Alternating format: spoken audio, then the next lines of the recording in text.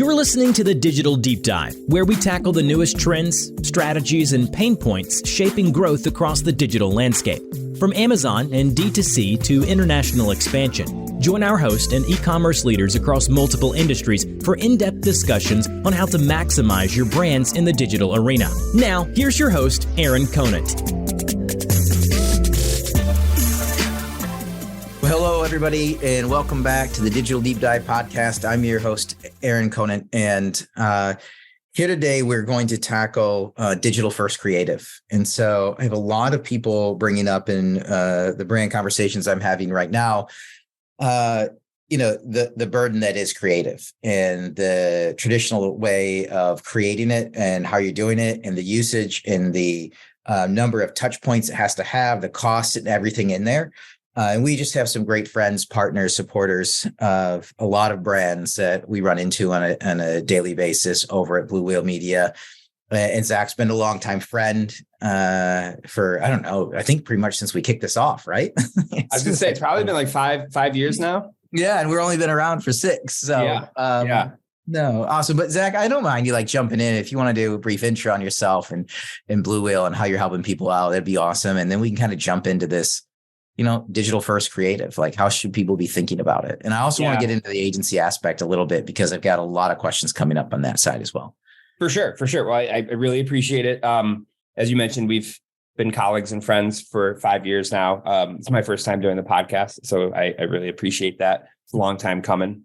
But in terms of who I am and what Blue Whale is, so I'm the VP of sales for Blue Whale. I've actually been with them for over 11 years. And we are an omni-channel performance marketing agency and marketplace management company. So what does that mean? We help brands from click to ship, from the moment they find their consumer online to being able to fulfill across their D2C and their marketplace efforts. So that's us in a nutshell. One of the things, as you mentioned, that we've been doing for a long time is really on the performance advertising side. And one of the things that we found really in the last couple of years is that everyone is approaching their advertising, especially right now, right? Like we're kind of going through this period where efficiency is a big word that everyone's using. I'm kind of coming from the place where people have, hey, 2x, 3x, 4x to now, I need the most efficiency. I need to make sure I'm hitting my profitability numbers.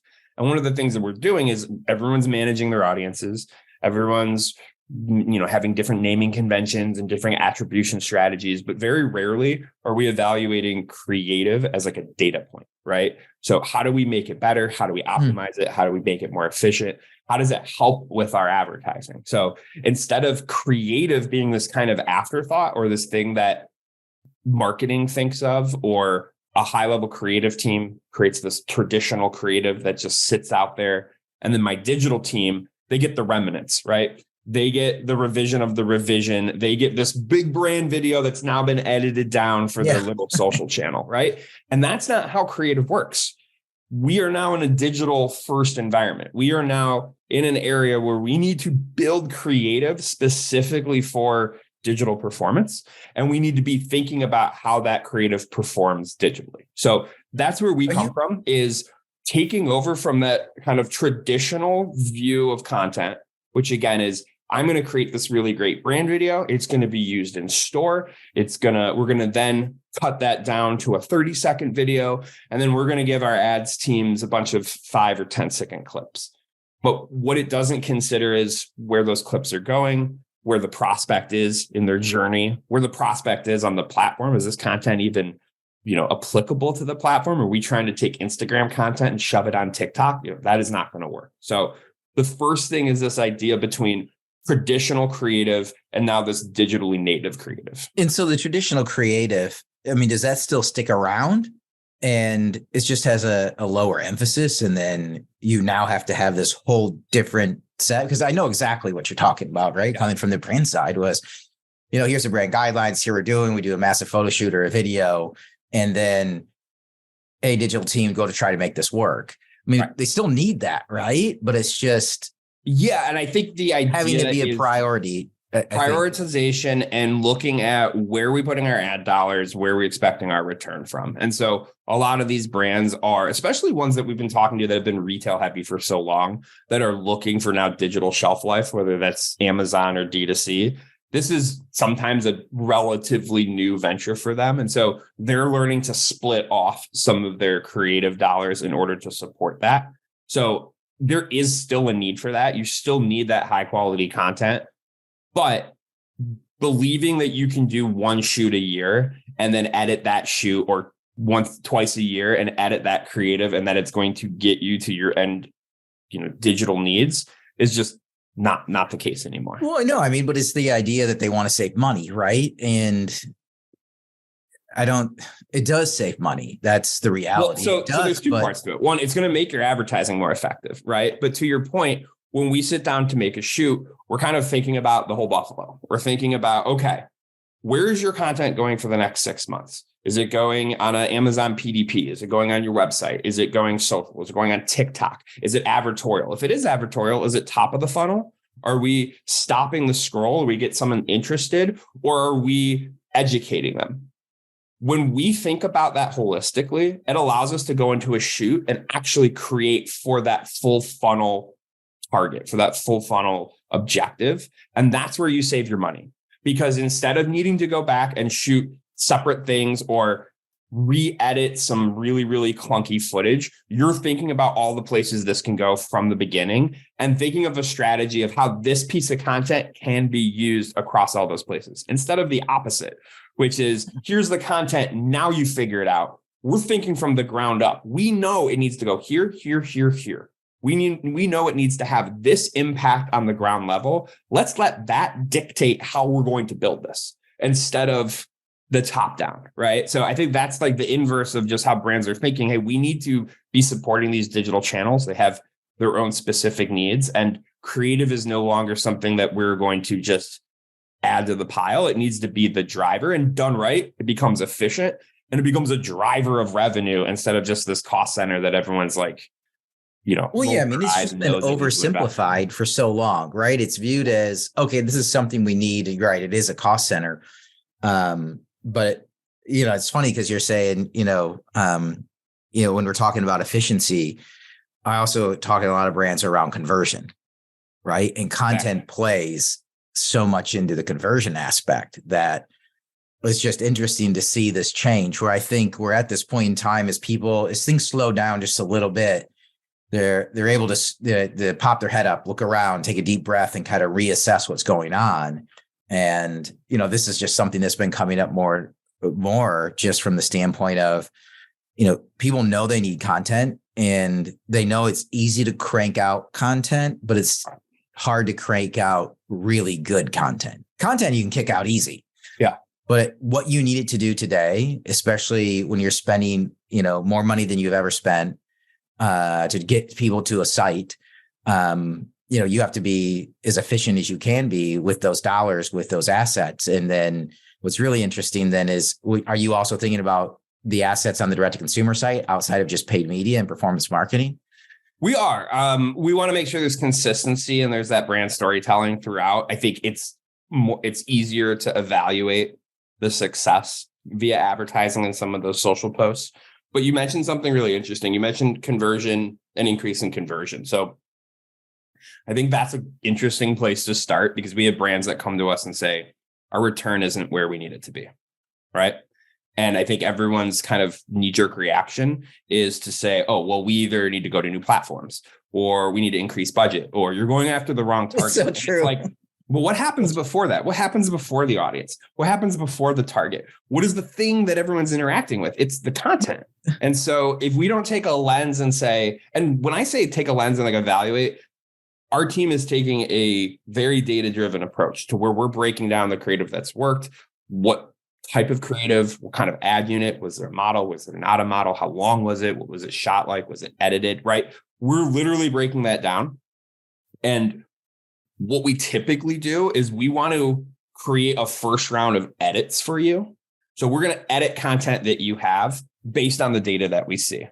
and we can test that out. That will tell us what we need to shoot later. So the other part of efficiency is, let's not go ahead and create a shoot just to create a shoot.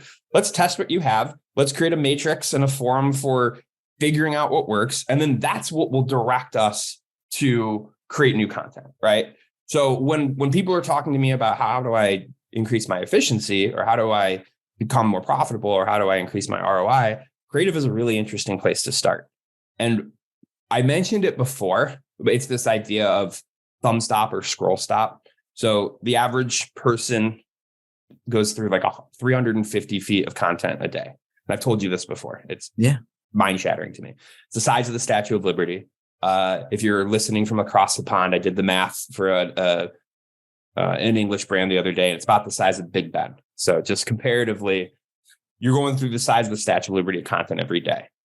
What is your content doing to stop that scroll? What is your content doing to say, hey, look at me, you need to learn, you need to come and check this out?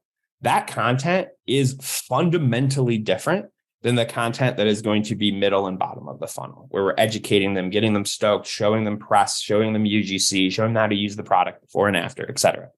So that prospecting content specifically needs to be built to stop the scroll.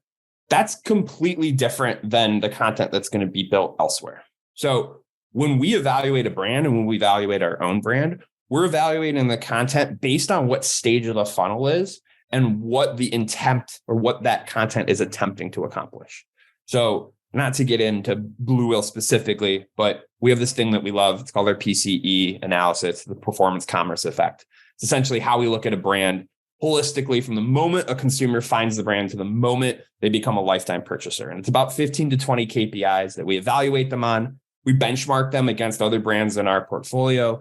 And then we use that to kind of qualify and go through and diagnose what could be going wrong, or where the areas for opportunity are in this account.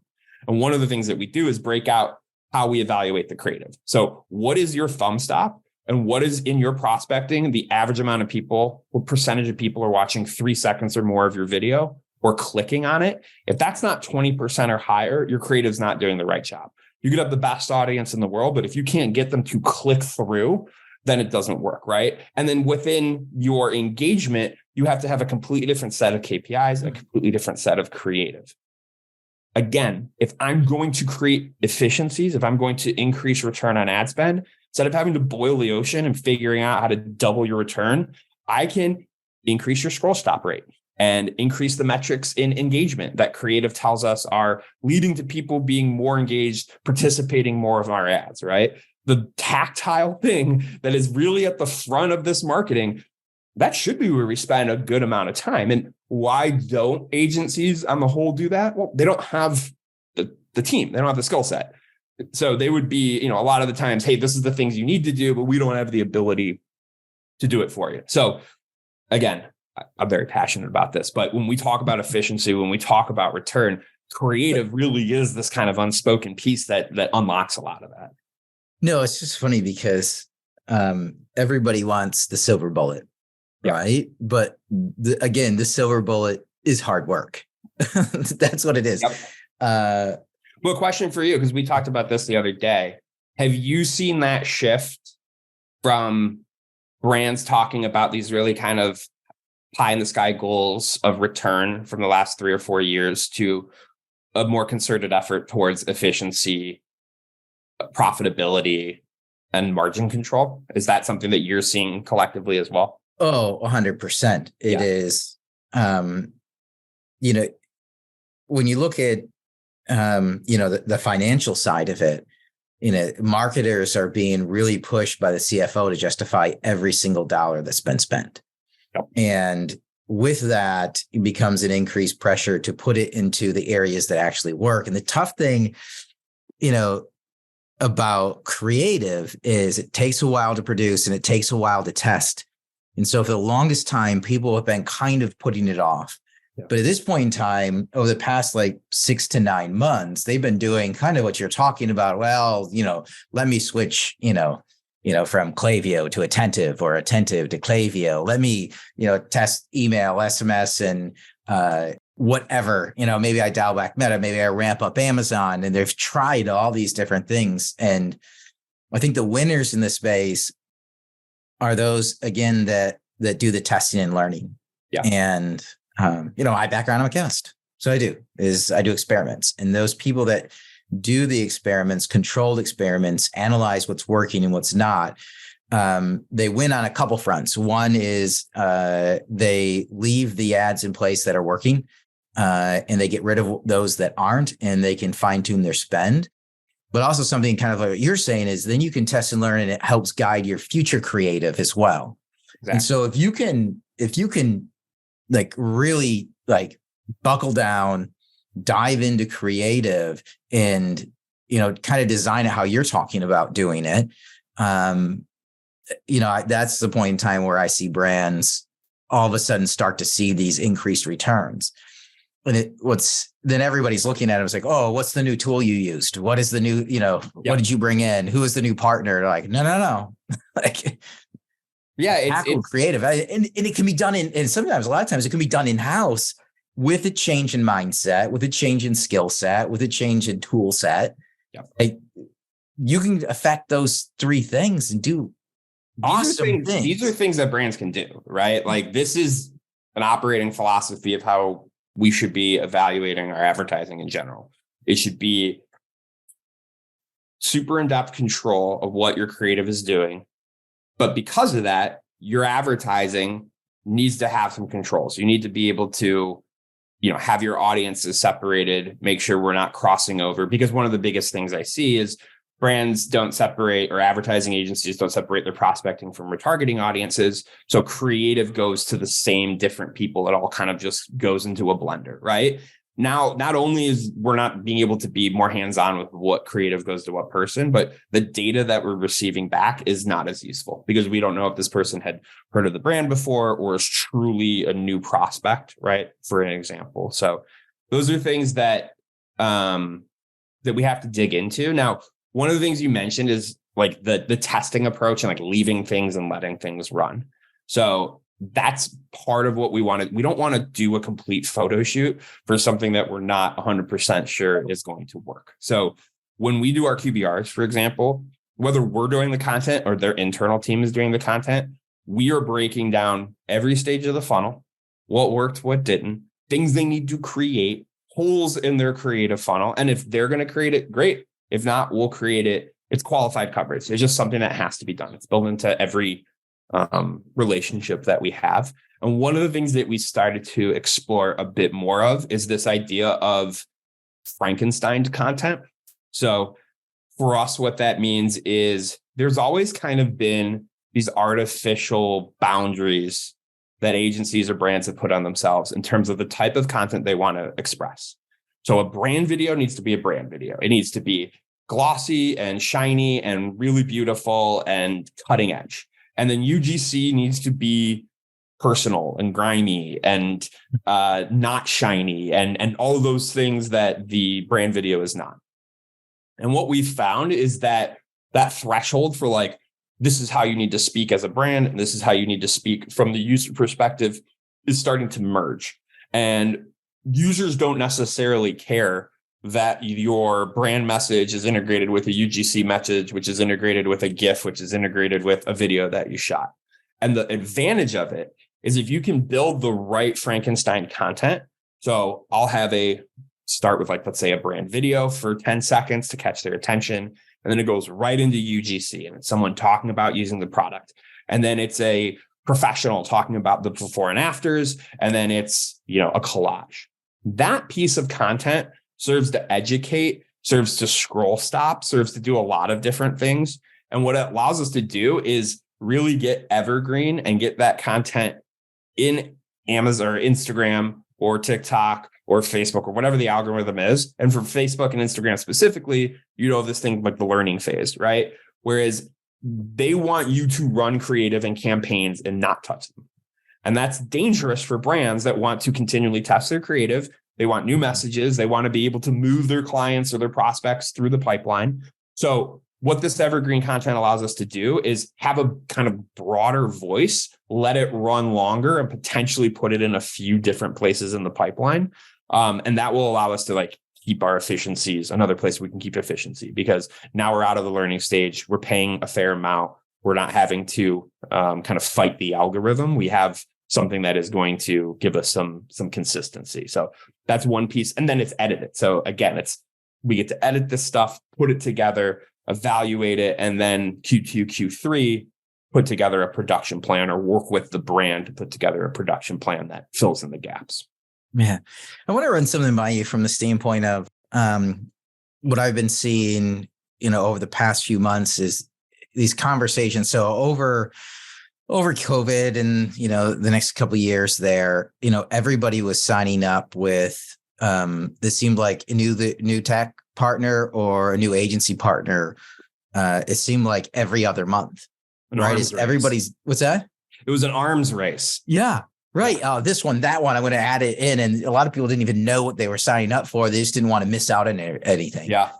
And so a couple of things are happening right now is we've had a bunch of dinners around tech stack rationalization and how do I consolidate that? And then what that is now bled into is almost a service provider rationalization. Mm-hmm. Where I have, especially now, we have a lot of marketing teams, middle layer, e-com teams, middle layer being trimmed out as everybody's tightening their belt. And so you have people at the bottom, heads down.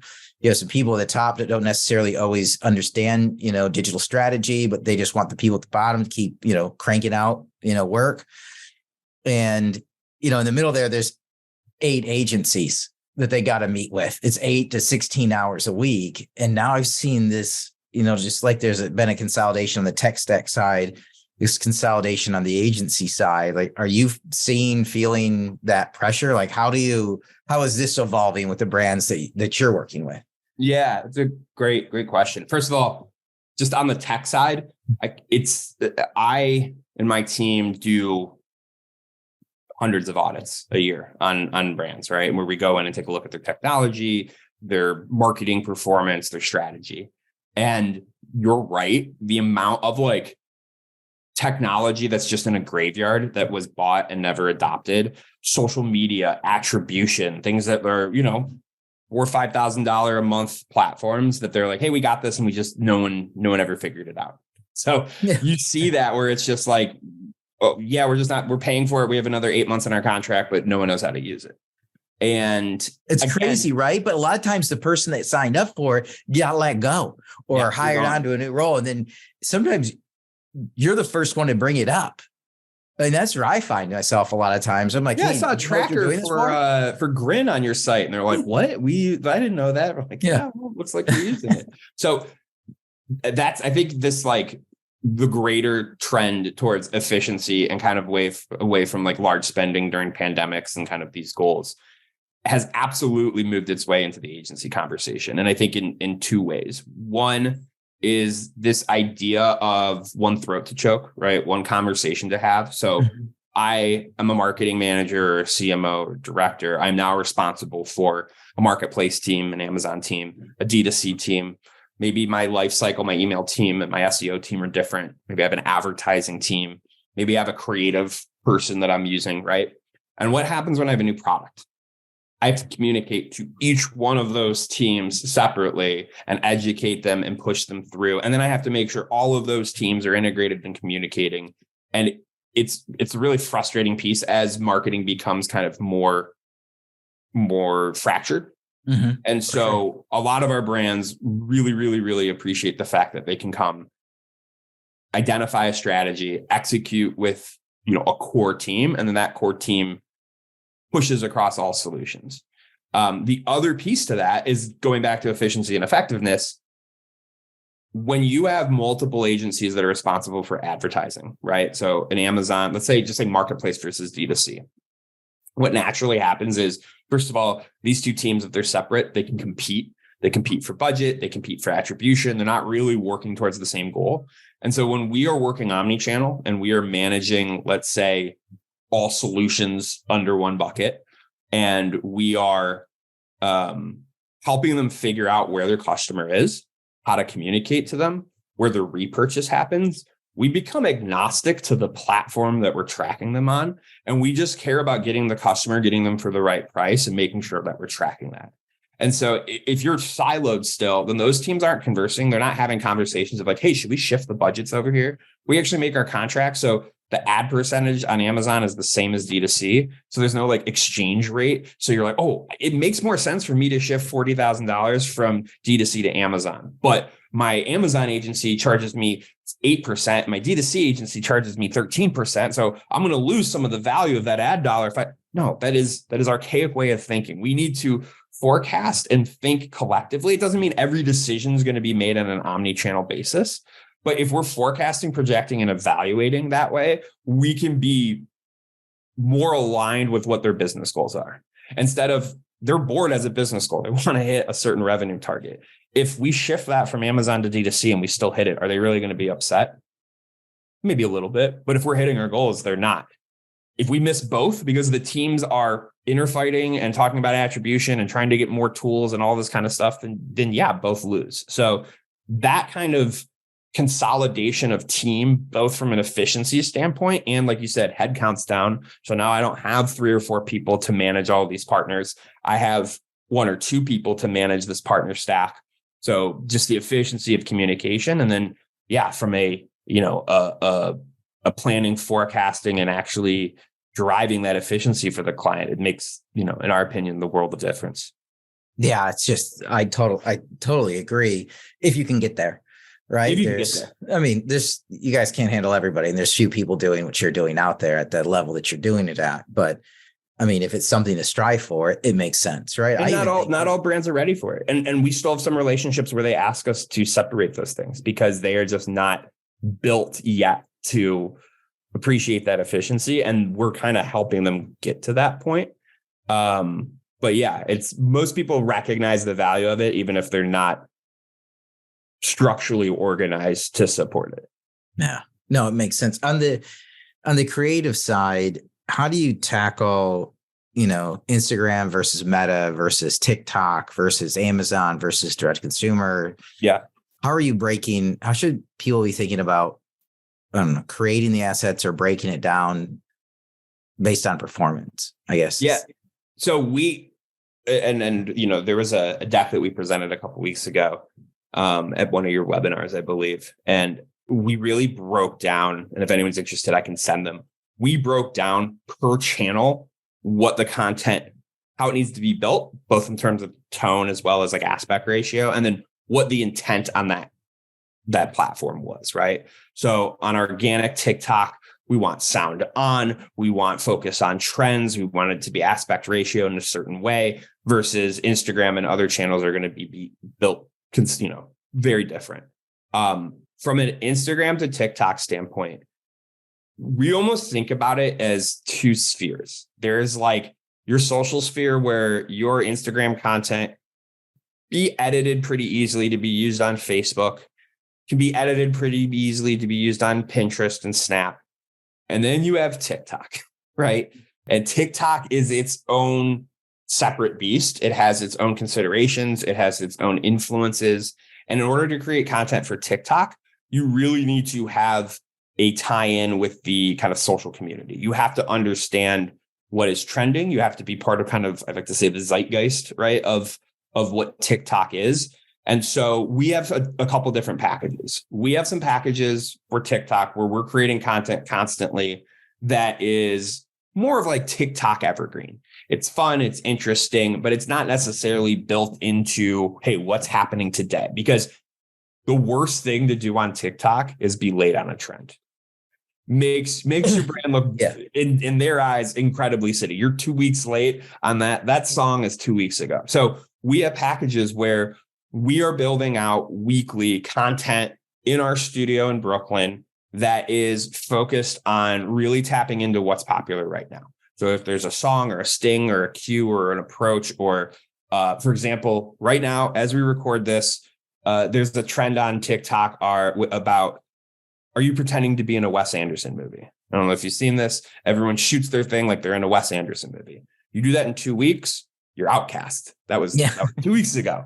So if that's something that a brand wants to do, we need to be able to shoot that quickly. And so that's where TikTok content moves a little bit quicker. We have, like I said, the studio where we're doing like top down part model, really fun stuff. We also do something we call Blue GC, which is UGC, user generated content, but built by the Blue Wheel team. So we have a fantastic group of individuals. We have over 180 employees here at Blue Wheel. A lot of them are up and coming social media participators, and so we hire them to create content where it makes sense. That's that quick turnaround where if you're doing that from a traditional standpoint, there's no way you can create your TikTok content. There's no way you can create your social content. But we built into a lot of our content creation for brands where it makes sense, that quick kind of turnaround and focus on building in social. And then the rest of the places, Instagram versus the website versus PDP pages. There's a lot of factors that go into it. The biggest thing is going to be, what are our constraints from the site? How do we build that in? And then again, the whole focus when we break it down is, okay, what channel is it going on? What is the purpose of this content? Are we educating? Are we getting them cited? Are we having them stop the scroll? Are we wanting them to convert like on a PDP page? And then the content will be built in that lens. So I think that's like the real big difference maker is from the beginning, where is this going? That dictating how we build it. And not to repeat myself again and again and again, but traditionally, you're not getting it. Traditionally, you're getting a piece of content. And to me, and maybe to you, I've always thought, yeah, you get a video, you can chop it up really easily and build something, new out of it. And it's just not that simple when you're trying to create really powerful content. So that's really been our focus. Yeah, are there like common mistakes that people make? I mean, obviously, are you on TikTok? Yeah. No, I have an addictive personality, and I get my. It was TikTok consuming too much of my time. Like any good old man approaching his 40s. I see TikTok, but I see it in different ways. But even then, it's like we're getting the numbers back from TikTok and the engagement back from our brands, and just what you and I think TikTok is, it's not.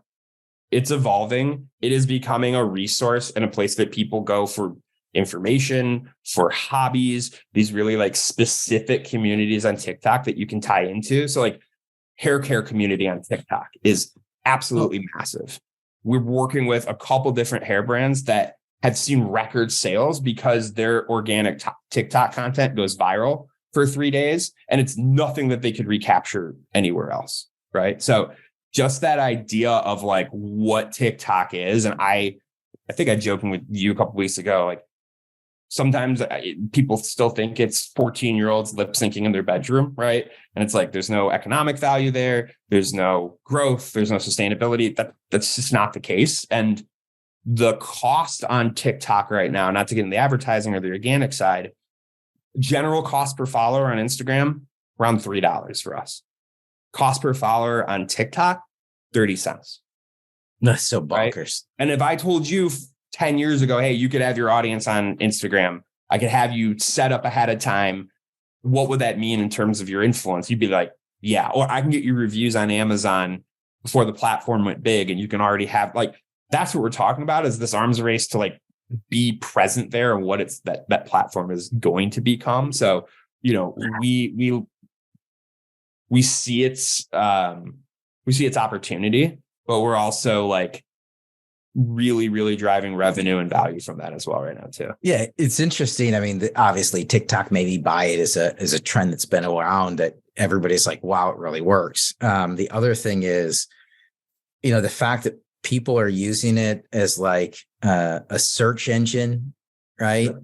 Around, videos, how to, fix a dryer, like completely random stuff that would make no sense if you're thinking about it for how it got launched a few years ago, but is heightened around a little, like you're talking about, a community of people. My social and influencer teams, and this is creative adjacent, but my social and influencer teams, when they're looking at a product, the more unique it is and the more niche it is, the better opportunity they're going to have on TikTok.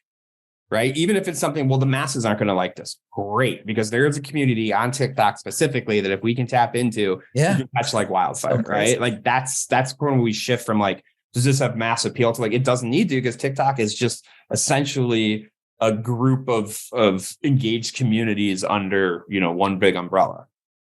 Yeah. It's going to be also interesting around creative for, we were chatting about this a little bit, the streaming TV, those ads, and how that is about to take off. Let me flip that back to you. Is how big of a conversation right now is kind of OTT, more of the, those, I would call them traditional, because it's like, your interconnected TV, but those are becoming a bit more self-service, a bit more access to all brands. Is that a conversation that has picked up? I put it where DSP was a year and a half, 2 years ago. That anybody who could, or originally like, AMS on Amazon, if you go old school, right? That right now, anybody who's streaming, right? You see a commercial, you see the same commercial over and over again, because nobody's there buying the inventory. Yeah. And because there's nobody there, I say a couple of reasons there's nobody there. One is on the brand side, TV ads have traditionally fallen more on the branding side, right? And this isn't branding. This is not spray and pray, right? This isn't just buying $1 million Super Bowl ad and hoping 5 people see it, right? This is, I want to pick people streaming specific channels that have bought specific things in the last specific period of time, and being very, very targeted around demographic, zip code, whatever it might be, and be very, very targeted to, just like any other performance marketing, look, is I'm going to tailor my audience, and I'm only going to send ads to them. And what do you do once you've tailored that audience? What's the next step? So if you have the ad content to serve the ad, right, like the Mountain platform or something like that, or you probably a lot of people are using an agency to help them go through, because the Mountain platform is self-serve, but it's kind of like, Sky can be self-serve, right? It's like, but there's 1 trillion buttons to hit. Yep. But then what you're able to do in that streaming fashion is you can then get the IP address, hit the network, and then get all the other device IDs so that you can actually track attribution very closely. And that is something, again, that people really want to find and track, is attribution. Yep. And, we're right at the forefront. Like, larger brands, again, are just kind of like, oh yeah, well, I'll send that to the traditional branding who always run TV ads. And there's going to be brands, just like happened, like on Amazon, is they're going to blow up because they're going to start buying the inventory and serving those ads. And those are, again, I think that's going to fall right into what we're talking about for creative. What does that next step of creative look like? Because you can get that engaging and think about it as not brand building, but conversion, targeted market. Yeah. Well, you mentioned it, and I don't know if you can hear my dog participating in the background, but you have this ultra specified way of delivering content, right? So now I can be localized. I can be hyper targeted with what product they're interested in, what service they're interested in. And the extension of that is now my creative can be specific and targeted as well, right? So that high-end video that they created that they would run on every channel, that's just basically maybe 1 to 3 versions of the same creative, that's not going to have the same effect as if I know you're a repurchaser and you're in the Midwest and you care about this. I'm going to, even if it's the first 4 seconds of that video is slightly different, or it has different music, or shows landmarks around that area, that is going to increase our conversion rate. And that's where we need to lean into. And that's what, the brands that we work with that purchase on Mountain or any of these, great OTT and cross-platform advertising solutions, that's where they're starting to come to, is like, okay, this is shiny, this is pretty, right? We got to do this. And then wait a minute, we're not using this fully effectively, right? Because we aren't targeting our creative as much as we're targeting the actual, ad unit itself. So 100%, that's such a good connection that is naturally people are really interested in this OTT. This creative piece is going to catch up. So my recommendation to anyone is lead into that. Now, don't over create, don't over edit, don't create 1,000 things. But I've always told brands prior to this, digital is awesome because you can be different things to different people online. Your product is on a shelf. True. It's the same thing to everyone that walks by. It is a bottle of water. that bottle of water online could be fuel for an athlete, or recovery for a partying college student, or necessity for someone that doesn't have it, right? It can take on different things. And for the longest time, last 10 years, I've told people digital is that opportunity. We're taking it a step further. Now we can deliver content in home, specifically attribute it back to revenue really, really tightly. And it leans into that content creation really strongly. So, there's a reason that we've invested heavily both in our team and our studio and all of that, is because this is where we see the evolution of advertising for websites, but for marketplace and, OTT and everything that kind of comes along with it. Yeah. What are you most excited about? I got a vacation coming up in early August. I'm going to the beach. Excited in terms of work. That's a really good question. I am excited in general about marketing. I think there are some really interesting attribution softwares, apps, plugins to Shopify, for example, that are really starting to turn the corner. I don't know. Are you familiar with Triple Whale? I don't want to get plug outs here, but it's one of the attribution softwares, right? The big challenge has been Amazon and pretty much Shopify have been having this puffed out chest argument about sharing data. Right. And it sounds like those conversations have started to move in the positive direction for marketers and consumers, meaning we're going to start to be able to understand in a bit more detail, A, attribution, and B, attribution between your website and Amazon. That to me is going to unlock this omni-channel. It's going to unlock what creative does across everything. And it's going to allow us to be more effective marketers because we're going to be thinking about the whole picture, right? So what brands want, one throat to choke, more efficiency, omni-channel. What do agencies want? To be able to support their brands more effectively, omni-channel.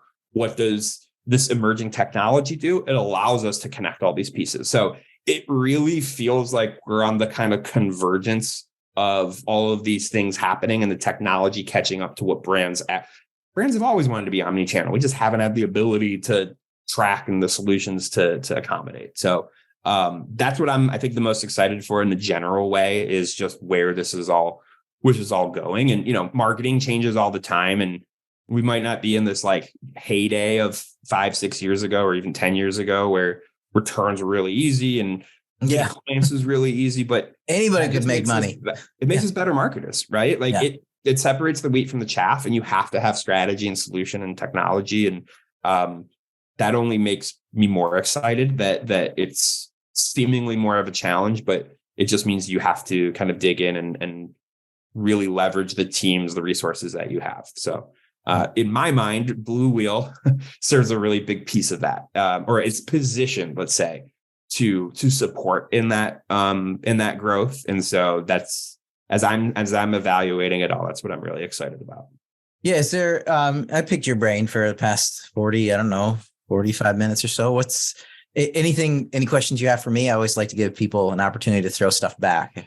Yeah.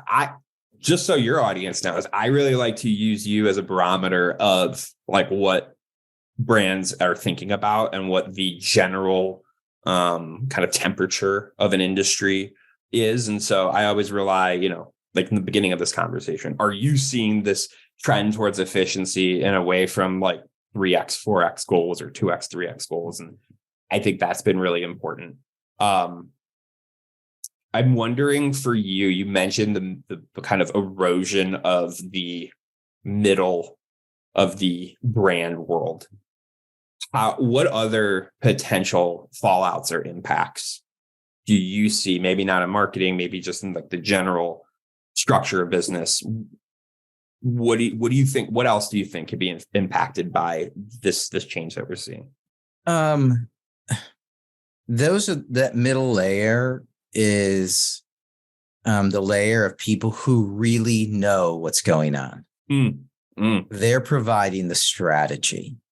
And I mean, and the people that I enjoy like really talking to, right, is on that Not guys strategic like side. me, people that know what they're talking about. Yeah. And there's a layer that's coming in of people who know what they're doing individually, but not always why and how it plugs in, because they might be fantastic email marketers, but how does that tie into SMS?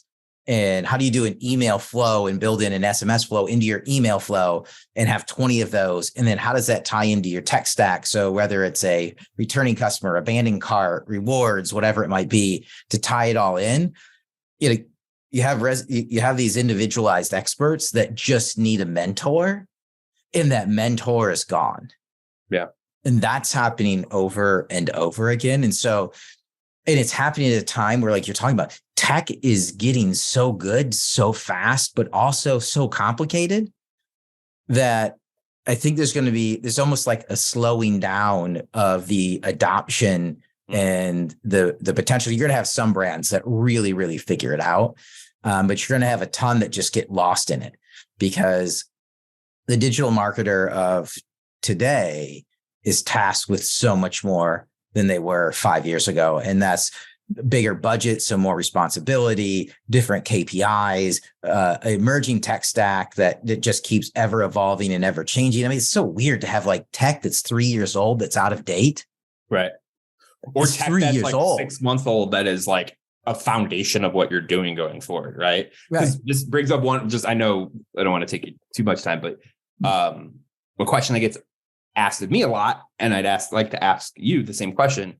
Where do you see AI in this whole big picture? Are you concerned, worried, excited? Is it something that brands are asking or talking to you about how they can tap into that? Or is it still kind of a buzzword and a mystery? Well, a bunch are using it for like writing product descriptions and stuff like that. But in a lot of cases, it gets you 80% of the way there. And usually that 80% was almost the easiest. And so, right, and then it's the editing, the refining, making sure it's on brand. And so there's like about, I'd say, people gauge a 14 to 18% increase in productivity in creating that. Mm-hmm. What's going to be really, really interesting is how fast it's developing.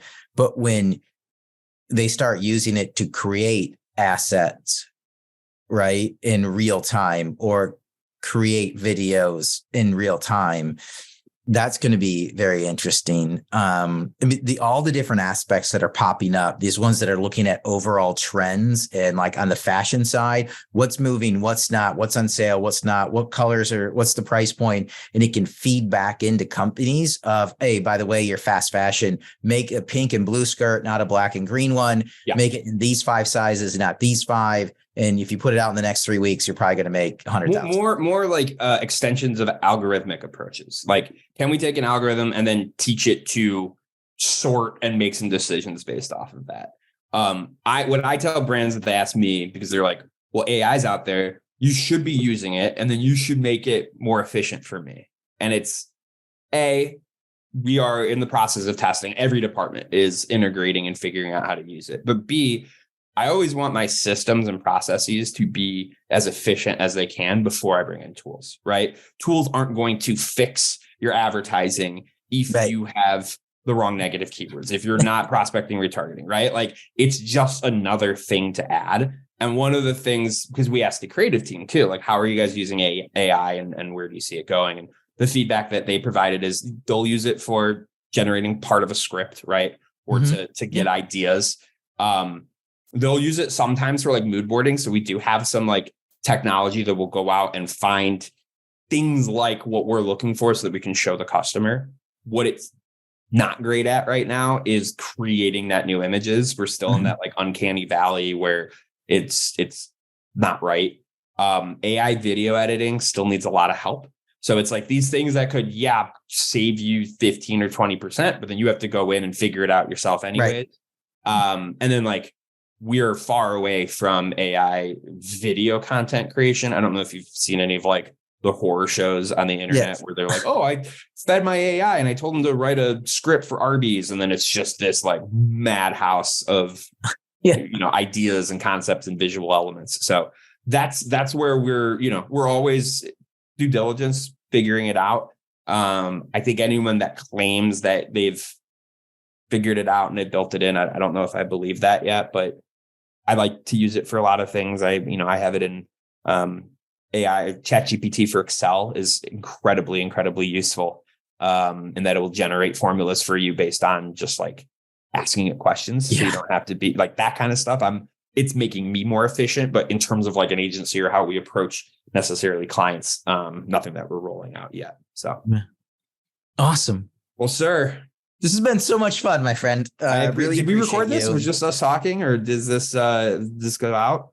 Yeah, this is this launches next week. So well, I appreciate your time. I appreciate your support, friendship, partnership, and feelings are mutual, my friend. The feelings are mutual. Thanks again for you guys being such great friends, partners, supporters of the network. And with that, we're going to wrap up this episode of the Digital Deep Dive. Thanks everybody for listening in.